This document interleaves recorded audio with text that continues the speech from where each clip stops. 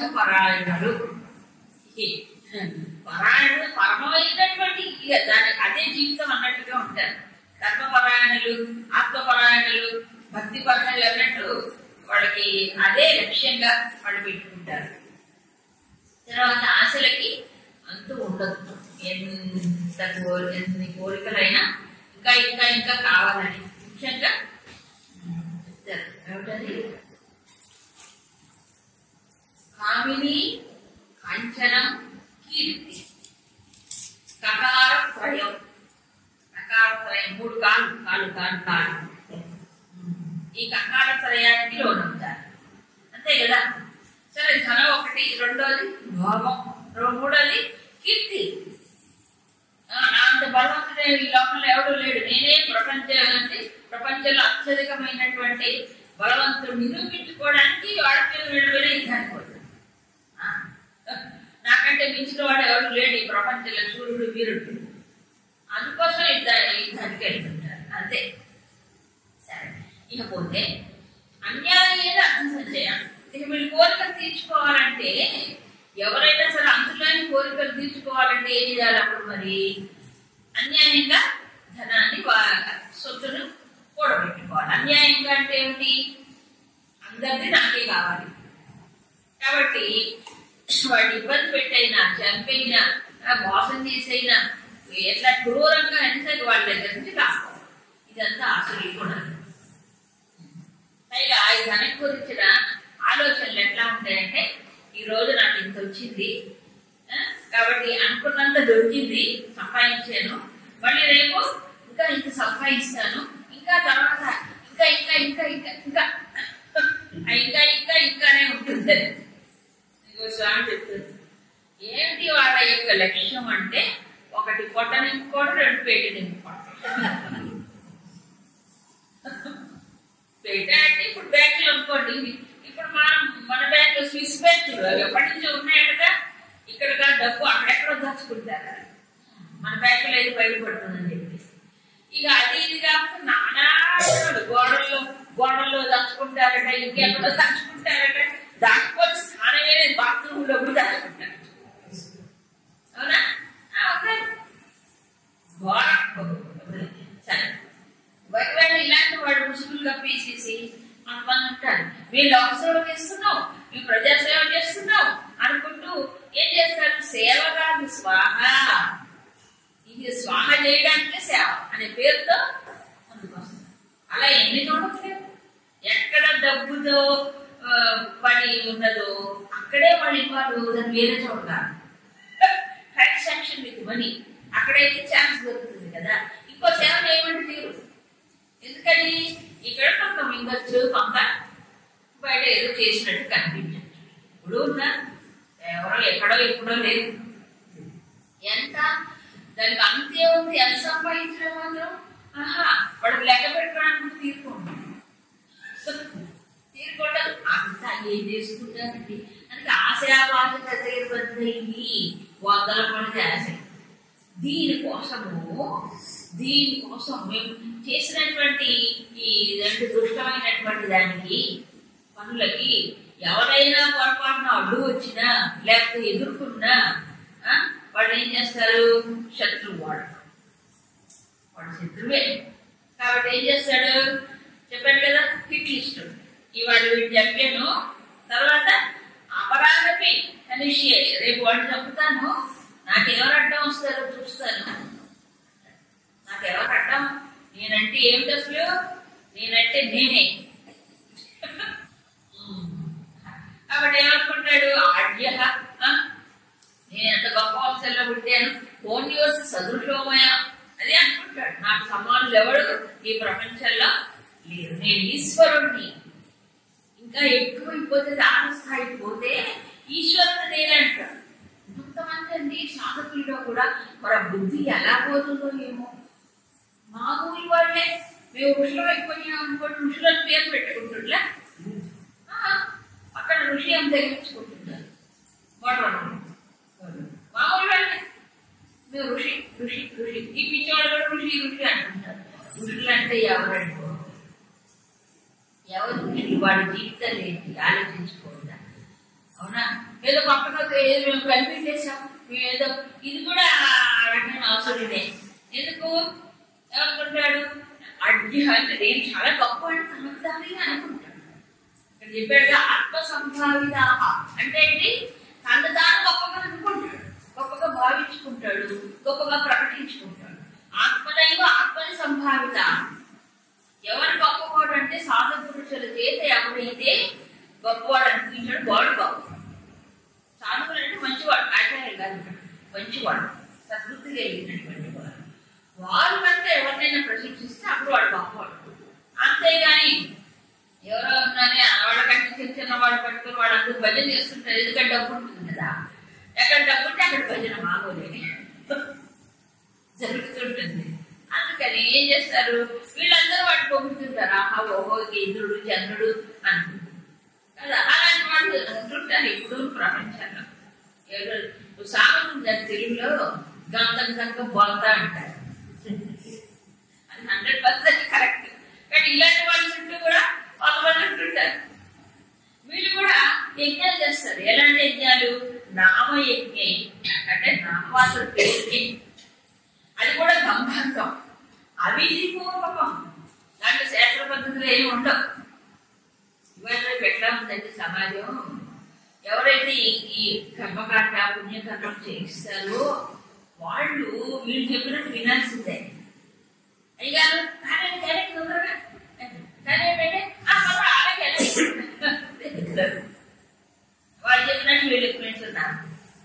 అంతేగాని ఇది శాస్త్రం అంటే ఇలా చేయకూడదు, ఇలా చెయ్యాలి అంటే మళ్ళీ రేపు పిలవదు కదా, అది చెప్పండి. ఎందుకంటే వీళ్ళు ఇట్లా ఉంటారు, చేయించే వాళ్ళు మహా తప్ప, నేను చెప్పినట్టు మీరు వినాల్సిందే అన్నట్టు ఉంటారు. కాబట్టి వాళ్ళు ఏం చేస్తారు, సరేలే మన దేవుడిగా అవిధేయపూర్వకం అంటే విధి విధానం పాటించేటువంటి ఆలోచన ఉండదు. సరే, అన్ని సుగుణాలే, అహంకారం, బలం, దర్పం, కామం, క్రోధం, సంసిద్ధ. హోదానుకోండి శంకరులు దర్పం అనే దానికి ఒక డెఫినేషన్ చెప్పారు. యస్య ఉద్భవే ధర్మం ధర్మం అతిక్రామతి. అంటే ఏం పుడితే మానవుడు ధర్మాన్ని అతిక్రమిస్తాడో అది దర్పం అని.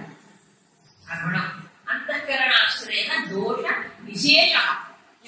ఇది విశేషమైన దోషం అన్న ఈ దర్పం అనేది కూడా చెప్పాడు. సో ధర్మాన్ని అతిక్రమింపజేసేటువంటి గుణం దర్పం అన్నాడు. సరే, అహంకారం, దానికి తోడు బలం ఉంటుంది, బలం ఉంటుంది వాడి. దర్పం, కామం, క్రోధం. మాతాజీ ఒక మాట చెప్పేవాడు. ఒక కోతి దాకా కోతికి ఏం చేశాడు, ఎవరో అట్లాంటి వాడే, కోతి లాంటి వాడే, వాడు కళ్ళు దాన్ని కూడా తగ్గించాడు. కళ్ళు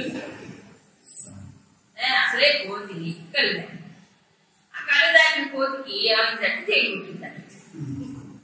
ఇంకెట్లా చింతలు వేస్తుంది, తేలి పుట్టినంత పాటు దాని దెయ్యం కూడా పట్టిందంట. అక్కడ తెలిసి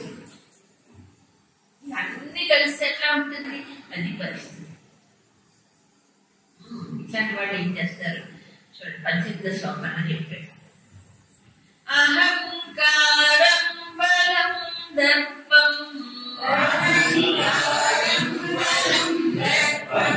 కామం క్రోధం చ సంశ్రితాః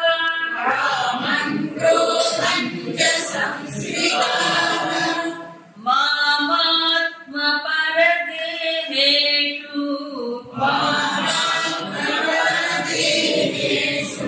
ప్రద్విషం సోభ్యసూయకాః.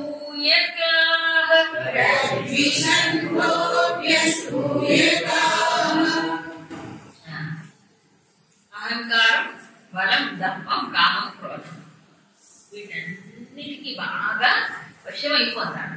నిండుగా ఉంటాయి. సంస్కృతాః అలా ఉంటే ఏమిటి నష్టము అనే సందేహం రాదు. అహంకారం ఉండకుండా ఉంటుంది ఏంటంటే ఎవరికైనా ఉంటుంది. కాస్త పూస అహంకారం లేకుండా ఒక్కడు కూడా ఉండడానికి. కానీ ఇదే అతనికి ఇది ఉండకూడదు అనే ఆలోచన ఉండదు. పైగా ఏం చేస్తాడంటే మనిషి ఇప్పుడు అహంకారం కానీ, కామక్రోధములు కానీ, కాస్త దర్పం కానీ, ఇవన్నీ అందరికీ ఉంటాయండి. ఆ కాస్త పుస్తలు లేకుండా ఉన్నాం. మంచివాడు అయినప్పటికీ అంతో ఇంతో ఉంటుంది. మరీ శుద్ధ సత్వం అయితే అది వేరే సంగతి. అయితే వాళ్ళకి వీళ్ళకి తేడా ఏంటి? డోసేజీలో తేడా, నిష్పత్తిలో తేడా, ప్రపోర్షన్లో తేడా. ఇదేమిటంటే వీళ్ళు ఈ గుణాలు కలిగి ఉండటమే కాదు, మరి ఎట్లా ఉంటారు అని అంటే ఇవి ప్రకటించడంలో, ఈ గుణాలు వ్యక్తం చేయడంలో ఆనందం పొందుతారు, సంస్కృత. అయితే సాధకుడి విషయంలో అలా కాదు. సాధన చేస్తున్నారు, వాళ్ళలో కూడా ఉంటాయి కదా, చాలా ఉంటుంది, ఇవన్నీ ఉంటాయి, చిన్న చిన్నవన్నీ ఉన్నా కూడా అయ్యో ఈ ఉన్నయే బయటపడాలి దీని నుంచి అని ఆలోచిస్తాడు ఎవరు? గుర్తించేవాడు సాధకుడు.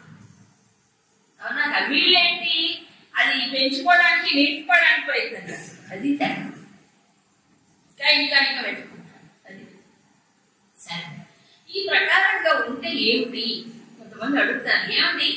అవును మాకు క్వాలిఫికేషన్ ఉంది కాబట్టి మాకు అహంకారం ఉంటుంది, వెళ్ళికొండకూడదు. అలాగే చాలా మంది భగవద్గీత చదివిన వాళ్ళు కూడా అంటారు,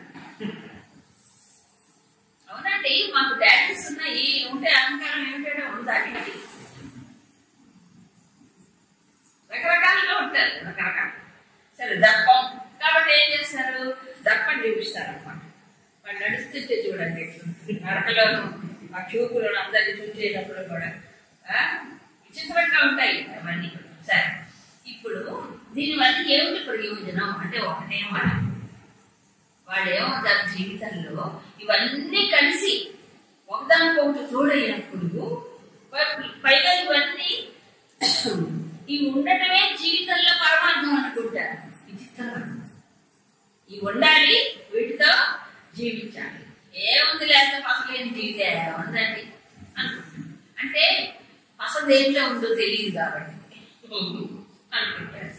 సో దీనివల్ల ఏం పోతుంది వాడికి అంటే అసలు జీవితం యొక్క విలువ ఏంటి అనేది తెలియకుండా పోయింది.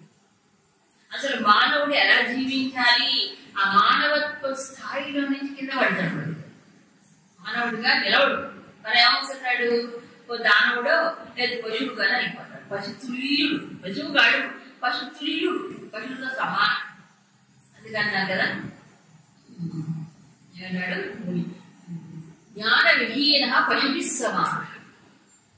జ్ఞానవిహీనుడు పశువుతో సమానం, విద్యావిహీన పశువులు సమానం. విద్య ఉంటుంది కానీ ఇవన్నీ ఉంటాయి, విద్యకు తోడు వినయం కాదు, ఇవన్నీ ఉంటాయి. ఏం చేస్తారు అలాంటి వాళ్ళంటే నన్నటి ఈశ్వరుణ్ణి ఆత్మ పరదేహేషు, తన దేహంలోనూ ఇతరుల దేహంలోనూ ఉన్నటువంటి నన్ను ఏం చేస్తారు? ప్రద్విషంత అంటే ఏం చేస్తారట? ద్వేషిస్తారు. తర్వాత ఇంకా ఏం చేస్తారట? వాళ్ళు భగవంతుడికి దూరం అయిపోతారు, అంటే అవమానిస్తారు కూడా, అంటే సహించలేరు. ఎవరిని సహించలేరు? భగవత్ సంబంధమైనటువంటి సాధువుల్ని, మంచివాడని సహించగా వాళ్ళని అవమానిస్తారు అన్నమాట. అంటే నీచంగా చూస్తారు, అల్పంగా చూస్తారు. సరే, ఇక్కడ ఆత్మ పరదేహేషు మామః అంటే ఏంటి? ఆ అసలీ స్వభావం కలిగిన వాళ్ళల్లో కూడా ఎవరున్నారు? నేనున్నానని అంటున్నాడు, అన్నాడా లేదా? మాం ఆత్మదేహం అంటే ఈ వీడు ఎవడైతే ఈ అసలీ స్వభావం కలిగిన వాళ్ళల్లో కూడా నేనున్నాను. తర్వాత పరదేహేషు ఇతరుల దేహాల్లో కూడా ఉన్నా, అంటే గుణాలకి భగవంతుడికి సంబంధం లేనట్టేగా. సర్వగుణ ప్రధానంలోనూ ఉంటాడు దేవుడు, రజోగుణ ప్రధానంలోనూ ఉంటాడు, రాక్షసుల శరీరంలో కూడా ఉంటాడు. ఆత్మపరదేహి ఇక్కడ అందరినీ సమానంగా చైతన్య రూపుడే అన్నింటినీ క్షేత్రంలోడు కదండి, అన్నిటి సమానంగా నిలబడుతున్నాడు.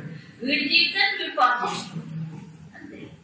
ఎవరి జీవితాన్ని వాడే నాశనం చేసుకుంటాడు, వాడే ఉద్ధరించుకోవాలి. అందుకే ఆత్మానం అవసాదయే చెప్పలే, ఉద్ధరేత ఆత్మనాత్మానం చెప్పి నా ఆత్మానం అవసాదయే, దీన్ని ఉద్ధరించుకోవాలి, దీన్ని దిగజార్చుకోకూడదు. ఇక ఆశ్రయ గుణాల్లో ఆనందపడిపోతూ ఉంటే ఇవే అసలు కావాలి. లేకపోతే ఏమంటారు తెలుసా? చేవలేని బతుకండి, రాక్షసులేనా అసలు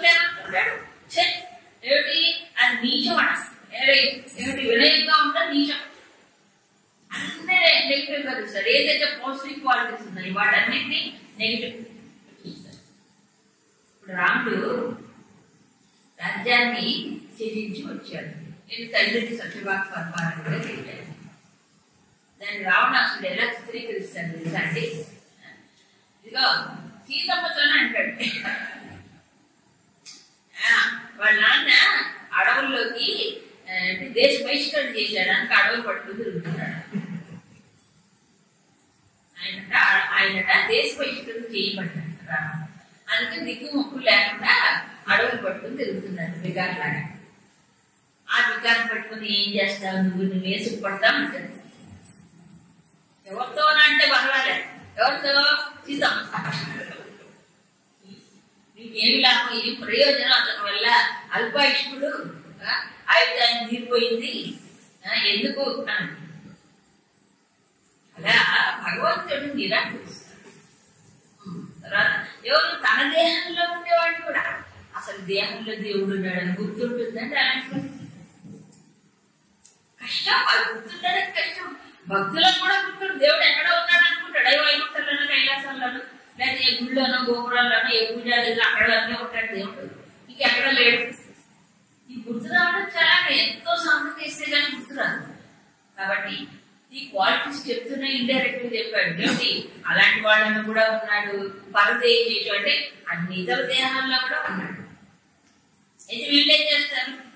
ఐశ్వర్యాన్ని అంటే ద్వేషిస్తారు. ఇక్కడ శంకరులు ద్వేషించడాని గురించి ఒక అర్థం చెప్పారు. ఏంటి ద్వేషించడం? శాసన అతివర్తిత్వం, ఇది ద్వేషం. అంటే భగవంతుడి యొక్క శాసనాన్ని వాడు వ్యతిరేకిస్తాడు. భగవంతుడు సృష్టికి కొన్ని నియమాలు పెట్టాడు కదా, ఇగో జీవులు ఇలా జీవించాలి, నియమాలు ఉంటాయి కదా, ఇలా ఉండాలి ఇలా ఉండకూడదు అని.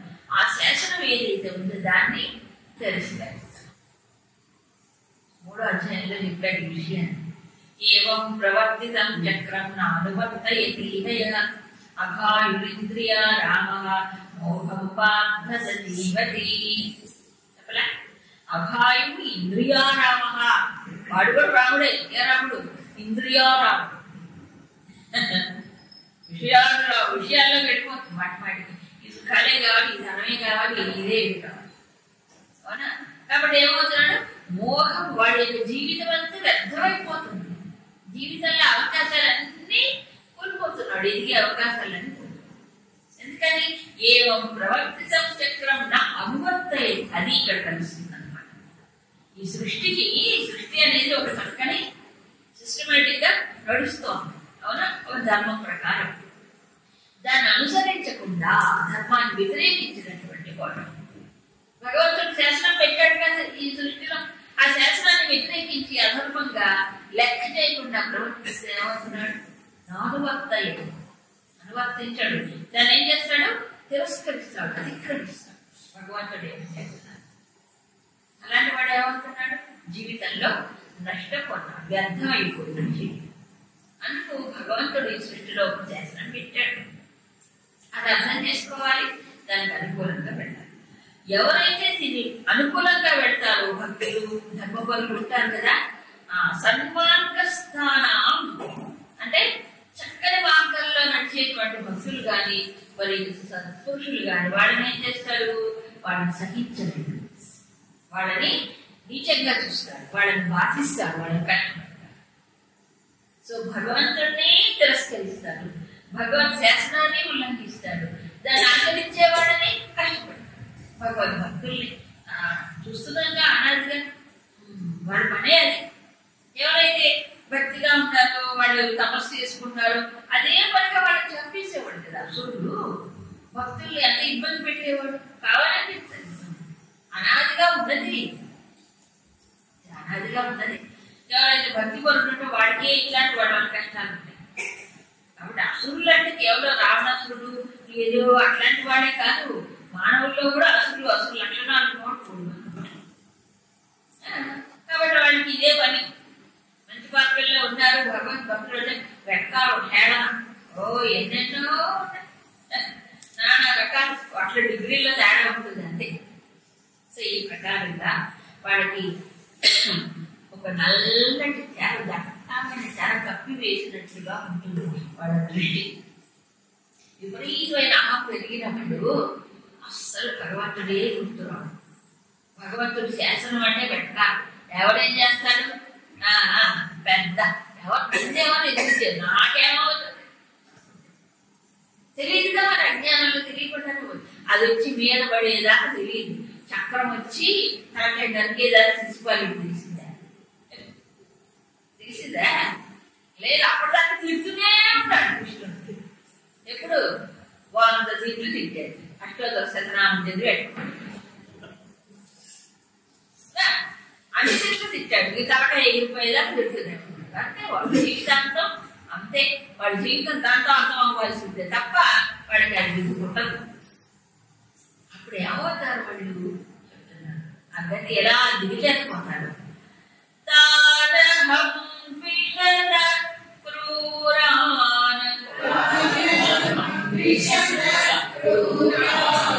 సంసారేషు నరాధమాన్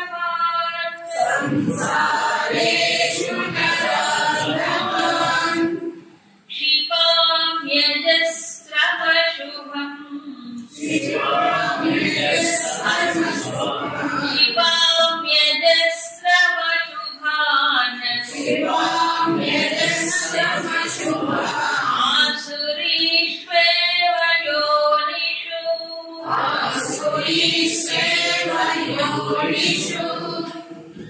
అహం నేను తానంటే ఇందాక ఆసురీ గుణములతో విజృంభించినటువంటి వారు, భగవంతుడిని ద్వేషించేవారు, నిరాకరించేవారు.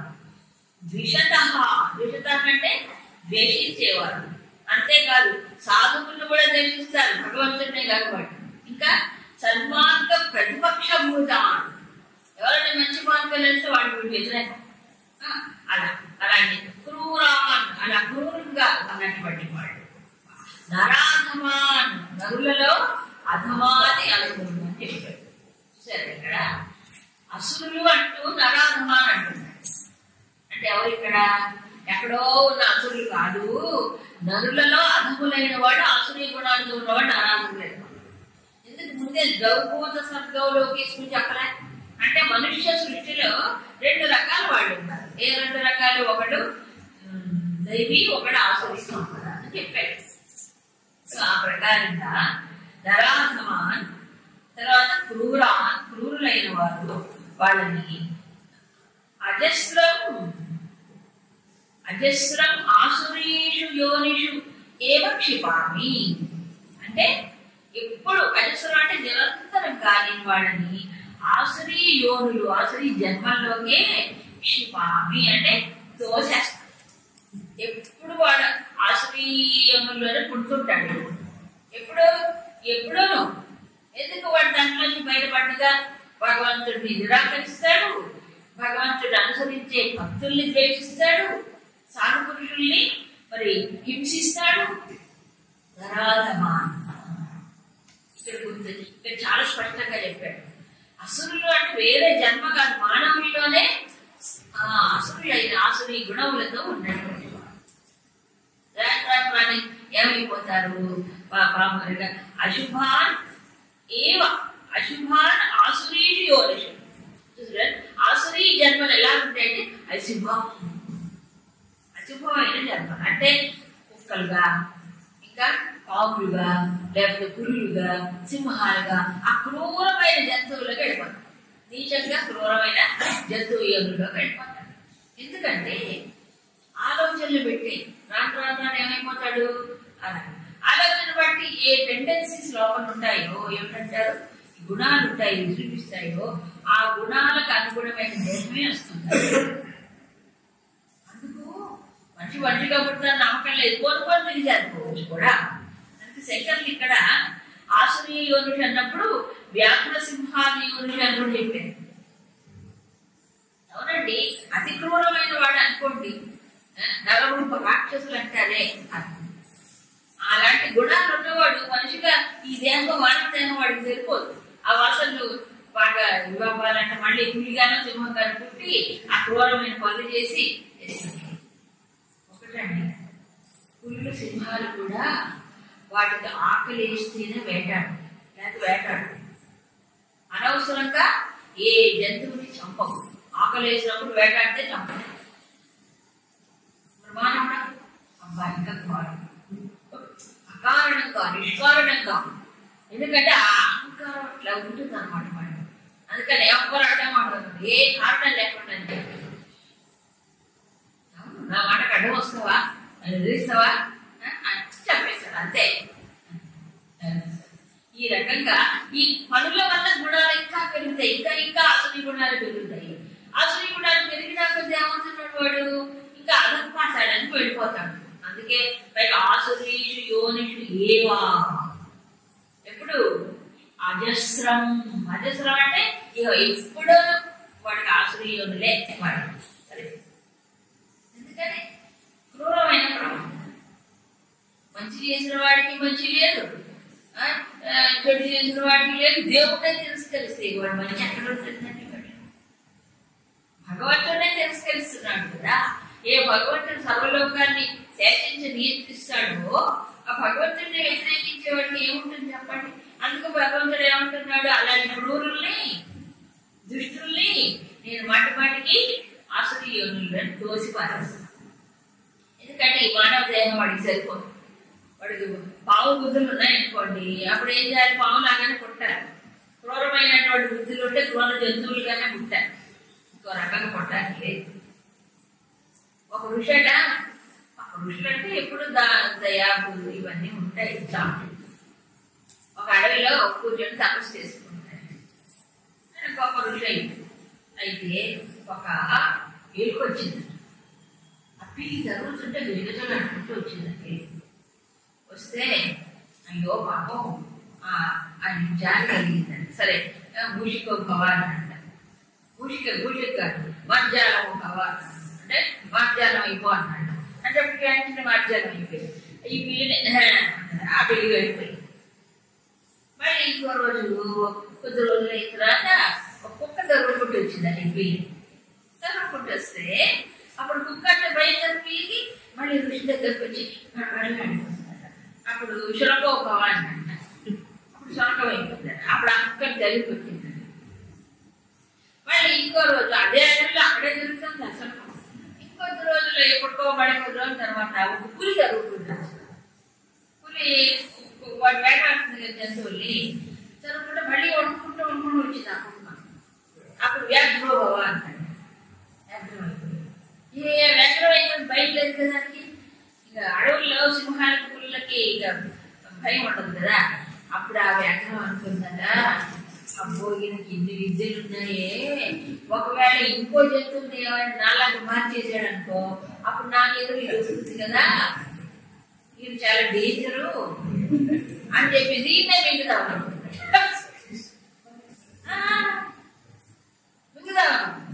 అనుకుంటే అప్పుడు నాకు ఊసిపోవా అంటే తిరిగి ఎలుకగా అన్నాడు. అంతే ఎలుక అయిపోయాడు. ఈ బుద్ధులు ఎలా ఉన్నాయి? అది దేవుడు లేదు, దైవం లేదు, సాధువు లేదు, అది ఏం లేదు. మేలు చేసేవాడికి కీడు చేస్తాడు.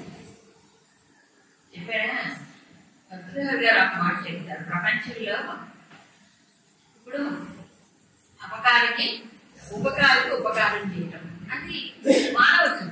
అవునా, నాకు వేలు చేశాడు, తిరిగి నేను వాడికి వేలు చేయాలి. ఇది సామాన్యమైన మానవత్వం.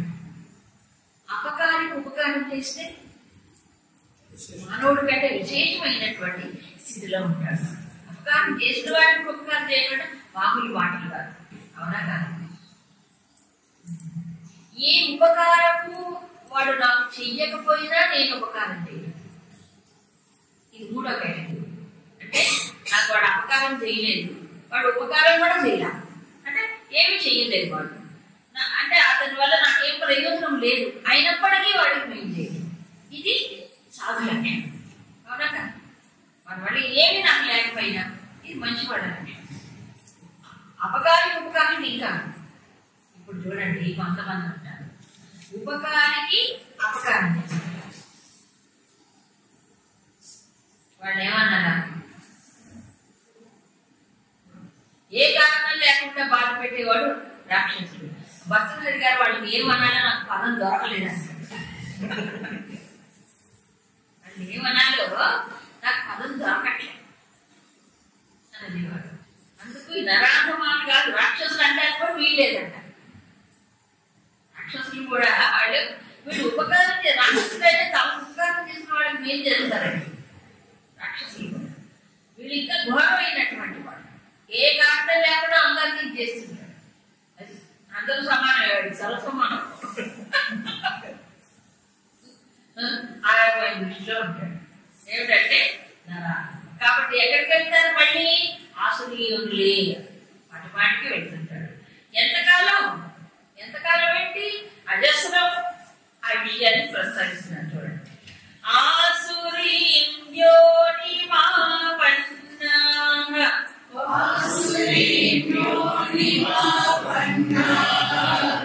మూఢా జన్మని జన్మని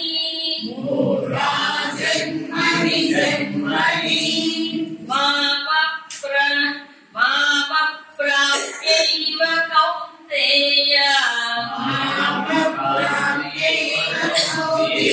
తతో యాంత్యథా మాం గతిం ఆసురీం యోనిమాపన్నాః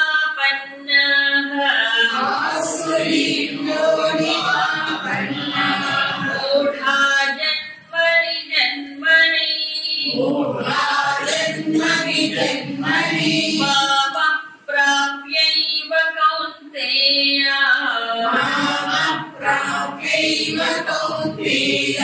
తతో యాంత్యథా మాం గతిం